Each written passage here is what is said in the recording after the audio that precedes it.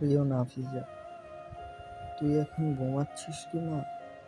এই মুহূর্তে হয়তো তোর ছোট্ট হাতটা মাথার পাশে রেখে নিঃশব্দে ঘুমোচ্ছিস, আর আমি, তোর বাবাটা, ঘুমাতে পারছি না।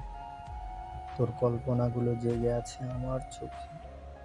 তুই জানিস না, তুই বাবার জীবনের সবচেয়ে বড় পাওয়া। তুই না থাকলে আজ আমি থাকতাম না। সত্যি বলছি না, তুই না থাকলে আমি নিজেকে অনেক আগেই হারিয়ে ফেলতাম। তোকে একবার দেখে আসতে পেরেছিলাম, তুই আমাকে চিনিসনি, কোল থেকে পালিয়ে গেলি।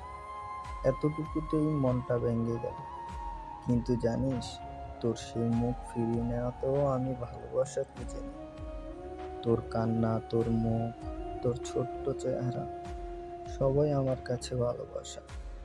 নাফিজা মা, তুই জানিস না তোকে না দেখতে পেলে কেমন লাগে। রাতে তুই যে বালিশে ঘুমিয়ে থাকতি, আমি সেই বালিশে আমার বুকে জড়িয়ে কান্না করি। তোর গন্ধ খুঁজে ফিরি জামার বাজে। তোর পুরনো ছবি বুকে চেপে রাখি, যেন একটু শান্তি পাই। তুই যদি কোনোদিন এই পৃথিবী কোলাহলে বাবার ভালোবাসা হারিয়ে ফেলিস, তাহলে এই চিঠিটা পড়িস। জানবি তোর বাবা এক মুহূর্তের জন্যও তোকে ভুলেনি। যেখানেই থাকি, যেভাবেই থাকি, তোর বাবা সবসময় তোর ছায়া হয়ে থাকবে। শুধু একটিবার আল্লাহ যেন তোর মুখটা আমার বুকে এনে দেয়। আমি তোকে জড়িয়ে ধরে শুধু এতটুকুই বলবো, তোকে খুব ভালোবাসি মা।